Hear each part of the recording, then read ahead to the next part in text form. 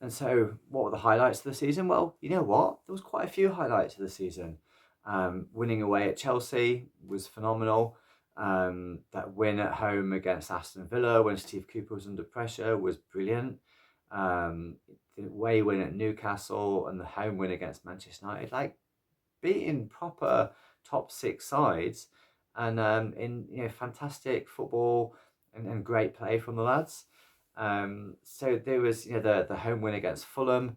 My boy was stood on the back of his chair, waving his scarf, going absolutely ballistic. And even the away win at Sheffield United. It was chaotic, it was crazy, but it was a great win. Callum Hudson-Odoi's goals, massive highlight. Morgan Gibbs-White, massive highlight. Murillo nearly scoring 3 goals of the century contenders, massive highlight. Low lights, like I've said, Fulham defeat, and the points deduction, news of which came quickly after the Manchester United win, which then sort of turned what seemed to be a real positive change in fortunes under Nuno into just pain and worry and so on. So my awards for the season, my player of the season, I think in the mix of Morgan Gibbs-White, Murillo, Chris Wood, Callum Hudson-Odoi, Anthony Elanga certainly for the first half of the season, and I think my top two, Chris Wood, Morgan Gibbs-White. I think it has to go to Morgan Gibbs-White. I think it's been absolutely sensational. Scored goals, created goals, fought for the team, and so on. I think one vote went to Murillo, but I think given how poor the defence was, I don't think you can give it to a defender. Most improved player of the season, Nico Williams was phenomenal. Chris Wood, again, considering how he'd been written off by fans, I think his comeback was absolutely brilliant. So I'm going to give it to Nico Williams, who was player of the month for 3 consecutive months, I think. Goal of the season, me and my boy were having a debate about which one of Callum Hudson-Odoi's goals the best. I liked his first one against Sheffield United because it's on the ball bounces up and then he whacks it into the top corner. But Nate is adamant that it's the Burnley goal. But you know what? I'm going to go for Danilo's away at Brentford, where Chess keeps it up with his thigh and then volleys it into the top corner. Absolutely unstoppable from outside the box. Phenomenal goal. Best performance, most enjoyable game of the season. First half against Fulham, so I'm going Fulham, but could have gone Manchester United at home or Newcastle away. Newcastle away was so unexpected, was so phenomenally good, but Fulham at home, pressure was on, needed the win, and I think that's the best 45 minutes we've seen by Forest in the Premier League since we got promoted. Biggest disappointment of the season, points deduction. Steve Cooper getting sacked. Points deduction, isn't it? You know what I mean? Worst signing, it's got to be Sangare. He just looks miles off it. And you know what? If he was a lone player or if he'd been bought for £2 or £3 million, he'd be binned off. The only reason he's not been binned off is because we spent so much money on him. But he's been absolutely awful. He's been, hooked at half time on numerous occasions. I think it was against Palace. It's just dreadful, absolutely dreadful. I hope he comes good. But trust me, the only reason that he'll still be here is because they spent all that money on him. If he was Divock Origi or something like that, his contract would be cut and he'd be off. Best signing, looking at Murillo, Anthony Elanga, Callum Hudson-Odoi. I'm going to go for Murillo because he has been brilliant. He's nearly scored 3 amazing goals, and we'll probably get 60 or 70 million pounds for him. So he's been fantastic. Unsung hero, I'm going to go Danilo.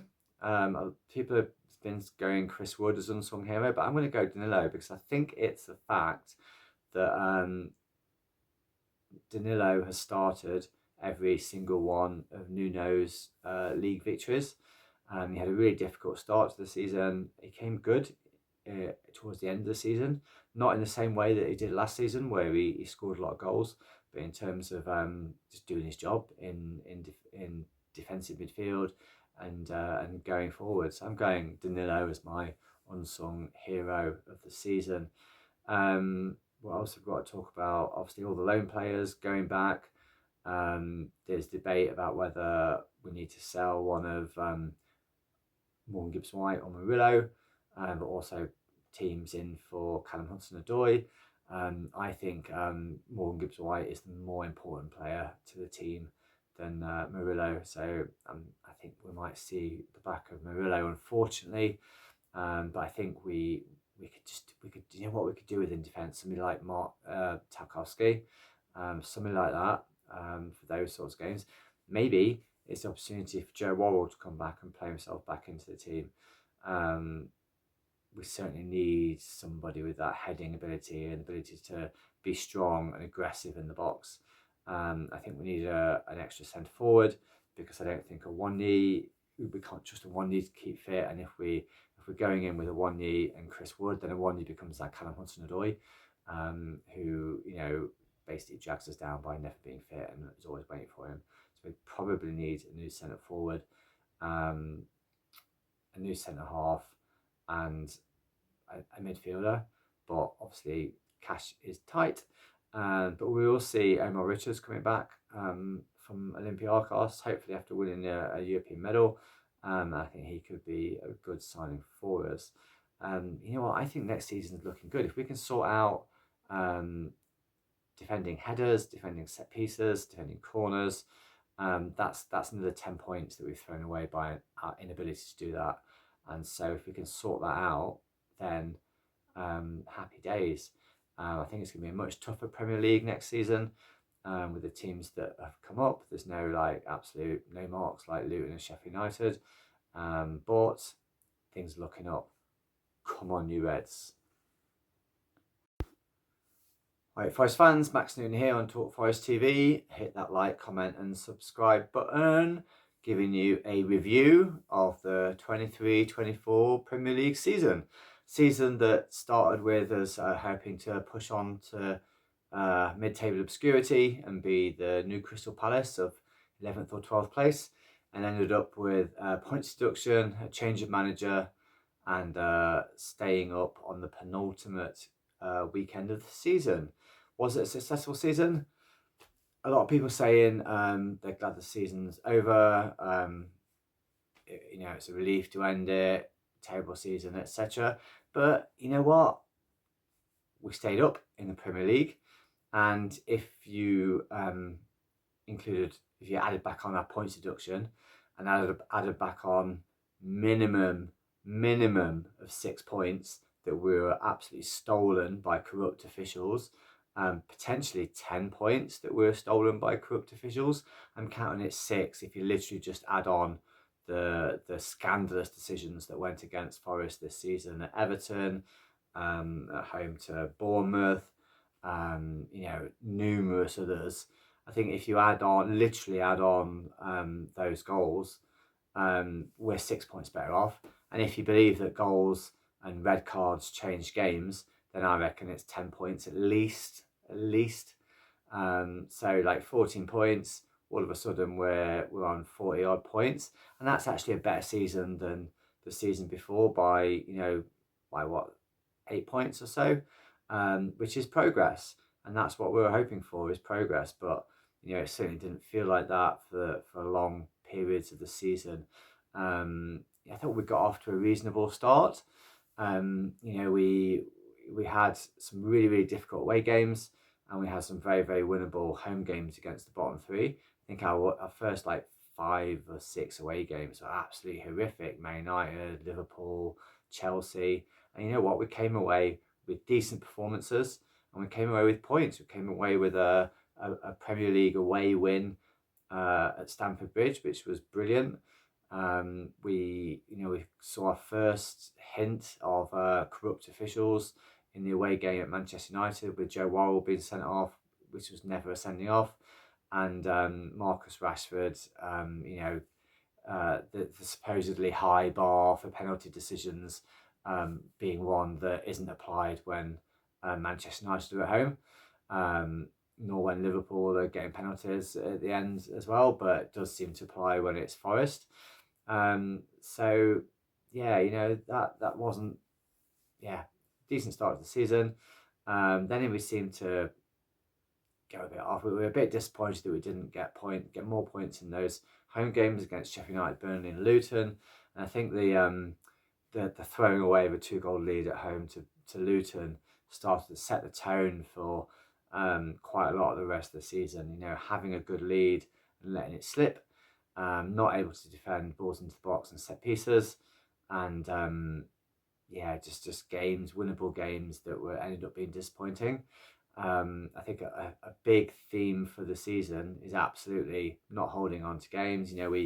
We both under Steve Cooper and under Nuno, we scored a lot more goals than we did last season, and we lost games scoring goals, whereas the previous season we just got hammered out of sight in quite a lot of away games, and that wasn't happening even under Steve Cooper. We had a first of our more than half a dozen 3-2 defeats where we took the lead in games. So that was very much the theme. We're taking leading games, we're getting the leading games, and then not able to hold on. And I think the reason we've not been able to hold on is the defence. We've got central defenders that can't head the ball. I think Bolly is the only defender that's able to head the ball. And that really showed throughout the season. It was embarrassing, really. Our ability to not defend set pieces, absolutely shocking.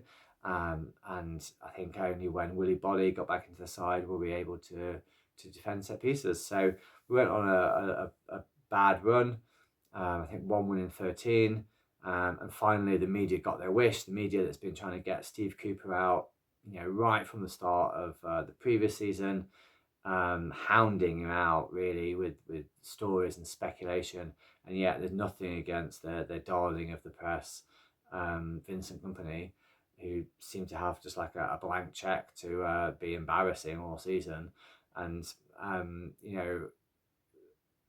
spend £55 million getting Burnley promoted, spend £100 million in the Premier League, and then still be miles off survival despite two teams being dot points, and then he gets the Bayern Munich job. What on earth? Go figure that one out. So it felt like a death in the family when Steve Cooper was sacked. I think everybody in the ground wanted Steve Cooper to stay and was massively behind the manager. It's just the idiots on social media that were trying to get him sacked in terms of Forest fans. The low point of the season for me was the defeat away at Fulham, where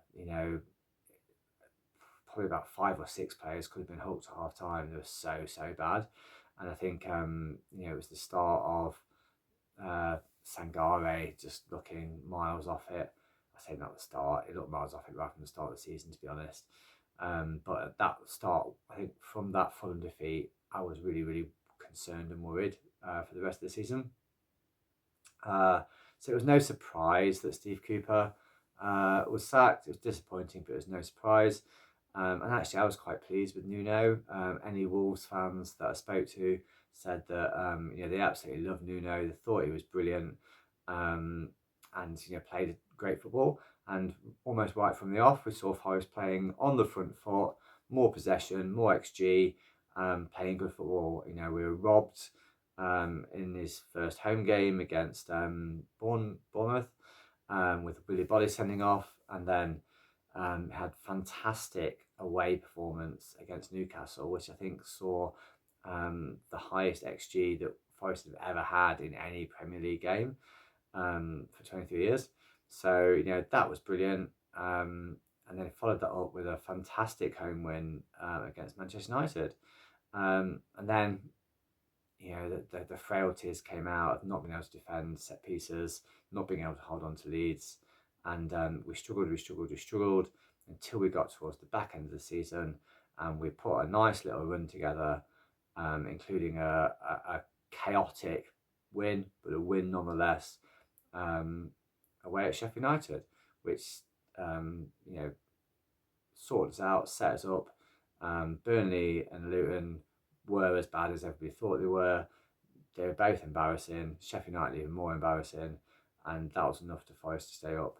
Part 2 coming in a second. Nearly forgot, underrated player of the season, Matt Sells. Matt Turner and the Greek guy were clowns, absolute clowns. You know, kicking of Matt Turner was like abysmal. He also let in some really, really soft goals. I think the goal against Luton, one of the goals against Luton, but like cost us points. And the Greek guy, I don't think I even saw him make a save. And you know what? It wasn't until I think some point during the League Cup game against Manchester United that I saw a Forest goalkeeper actually make a save where you went, bloody hell, that's a good save. Matt Sells came in, absolutely desperately needed to come in. And I think, one mistake where he conceded a goal where he sort of dropped it onto Bamidele's head. Apart from that, he looked solid. His kicking was, excellent. And then he made some, several absolutely brilliant saves, possibly saved the season in the Premier League at home against Liverpool, but, several more. So, again, we rectified that problem in January, but it probably cost us half a dozen points to that point. So if we, keep Matt Sells and we're not throwing away points by having absolute clowns in goal, then that's another 6 points onto the total, and all of a sudden we're looking at 50 odd points. So Matt Sells, unsung player of the season, well played, son.